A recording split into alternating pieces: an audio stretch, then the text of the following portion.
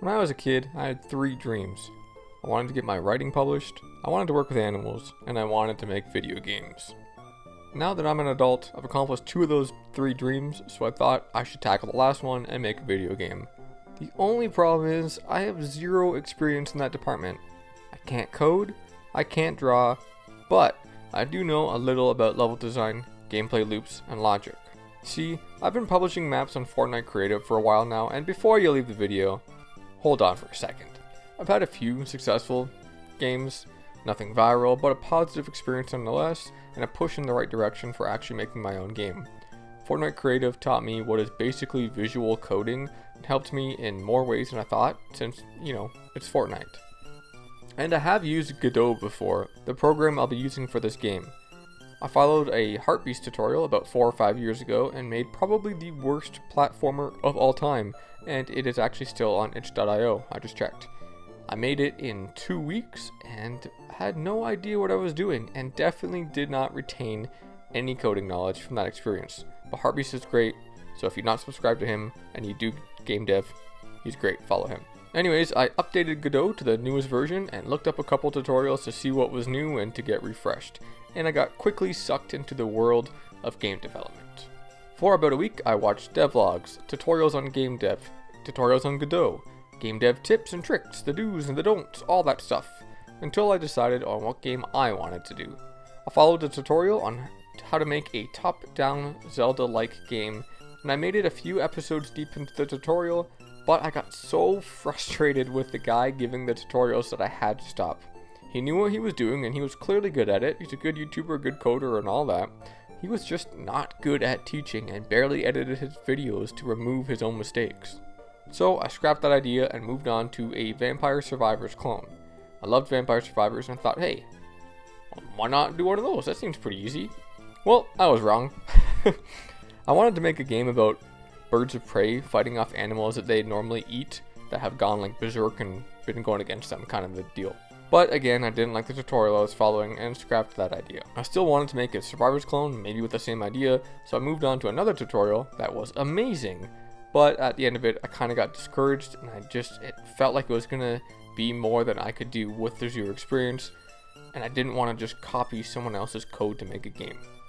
That night, I came up with a brand new idea for a 2D platformer / Metroidvania where you play as a skeleton. I made some sketches of what he looked like, I stuck a drawing, what his weapons would be, levels and enemies and the story, and I really fell in love with this idea. So I tried making art for it other than just little sketches and quickly stopped loving the idea. I am really bad at drawing and even worse at digital art, especially with a laptop. And I don't even have a mouse. I looked up some free assets and I couldn't find anything close to what I was planning to do, couldn't find the right skeletons, stuff like that.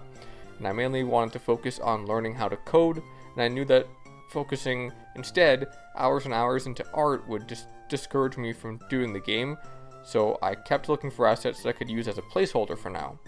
I knew I could go back to doing the artwork later and replace all these assets with my own work, but I wanted to focus on the coding primarily. I ended up finding a great character sprite sheet, some nice looking tile sets, and some amazing artwork, and I threw it all in a folder and booted up Godot. I got the animations for the player working and started tuning the controls until I could have fun with the game and just running around a test level that I had made in 20 seconds. I mainly wanted an upwards attack that acted as both a double jump and overhead attack, think Link from Super Smash Bros, and I also wanted the ability to slide and wall jump.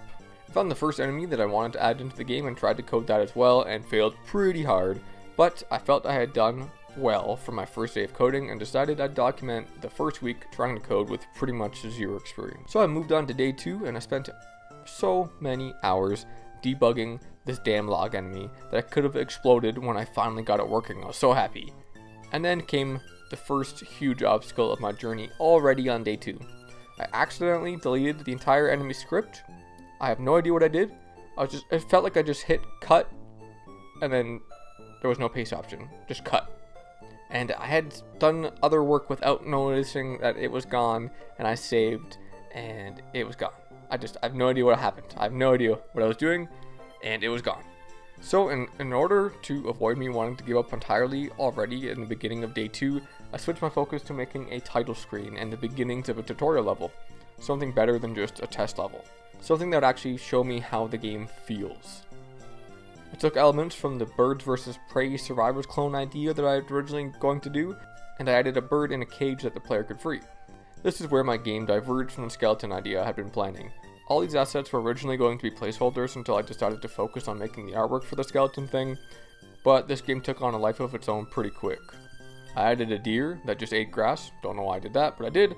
I added buttons for the main menu that actually went places when you clicked them, and I added a parallax background, something I had just learned earlier in that day. I got 2 player attacks working, where there was actually like a box, like a collision shape, and it could eliminate the enemy, but applying knockback did not seem to work no matter what I did, and this problem, spoiler alert, still persists to this day, and this is a few days after I'm done day 7. I turned my way back into the tutorial hell and tried troubleshooting, but nothing worked. Hours went by until a tutorial led me down a path I hadn't thought of before, and a path I wasn't too sure was the right one. Now, the only AI I've ever liked is Ava from Ex Machina, and other than that, I don't like them. This tutorial mentioned that debugging with ChatGPT or the like always worked for him, and in my frustration I thought, what the hell, anything is better than this. And then I found out, no, there's something worse. ChatGPT is an idiot. I have no idea if it's just the free version or something, but wow, did that give me a headache. Luckily, however, after a while of back and forth with this chatbot, it led me to figure out another problem on my own, and I was able to fix it without the AI even considering that line of code was a problem, and I never wanted to look at AI again. In the morning of day 3, I figured I needed some inspiration after the day before, and I watched some more game dev videos. They prompted me to make a to-do list, and my skeleton game disappeared, and it was no longer a skeleton game. Now it was about a woman and some birds. Basically, the main premise is that you're aspiring to work with birds of prey, and in order for a guy to teach you, you first have to rescue some birds trapped in different levels. Obviously, that doesn't sound too thrilling, but it's just the angle I was working with on that day. It was just like the first inkling of what I was going to do. I also wanted to add collectibles and decided just to do a basic coin that's easiest to do, and I added some animations to it, and then I had to debug the animation for a very long time. I also fixed some more collision issues, reworked the layout of the tutorial, added a health bar to the log enemy, downloaded more assets now that I knew the game's direction. I made a fire pit goalpost to signify the end of a level, and added an NPC to make it stand out. On day 4, I let my son playtest the game for the first time, and I was forced to change the bird's collision. My initial idea was that the bird was going to act like a key to a lock, where at one point in the level you free the bird and you can go back and use its collision layer to wall jump or regular jump from the top of it and get to areas that you normally couldn't reach. But that same collision that would allow you that to happen would also trap players in corners or underneath it, so it had to go. I really liked that idea, but it had to go, and my son also mentioned that the platforms should allow you to jump from underneath like a one-way collision, similar to Super Smash Bros., where I already got my idea from Link, so yeah, he's absolutely right. I should have also known that originally and planned it. So yeah, I looked up how to do that, and then ended up doing it in a different way than what I looked up. And while looking it up, I also watched a few other 2D platformer and Metroidvania videos for inspiration, and I learned a few things like coyote timing and implemented them into my game, as well as doing some hours of debugging and making the NPC look in your direction if you pass by her. And I know she looks out of place, her artwork compared to the other artwork, but I still feel like all these are placeholders. Day 5 came around and I added credits to the credit menu, crediting all the amazing artwork from the assets I've been using so far, so that if I do not change the assets, at least the credits are there, right? That gave me the idea to look for music as well, but after an hour or two of looking, I could not find anything that fit with the game, so I called it off for now. I then added in the ability to make your bird dash once you free it, because down the line I want the player to be able to find upgrades that also upgrade the birds, like allowing them to collect coins or do damage to enemies, so that dash will come in handy down the line. The new collision with the bird mixed with the dash would also make the bird get stuck or lost from you, so I added a function for it to teleport to you if you get too far away from it after it's freed from the cage. Then I realized that the sprite sheets I've been using with the bird have copies of it with different colors, so I made a few inherited scenes with the first bird and added more birds so that it's a new color every time you go to a new level. And because I was thinking of new levels, I wanted more room to playtest, so I outlined level 1 with some collectibles, the end goal, log enemies, a new colored bird, and a cage. And then I made checkpoints and gave the log enemy a wind-up dash attack and let my son playtest that all. He loved it, so I knew I was going on the right track and kept developing the level, but came into another issue with the hit and hurt boxes. I spent a few more hours debugging with no avail and had to take a break. The new game was very clearly no longer the skeleton game I originally set out to make. I made a new storyline with it so that I could outline an estimated amount of levels, how they connect to one another and why, and what their themes will be, and what they could introduce in ways of hazards and enemies.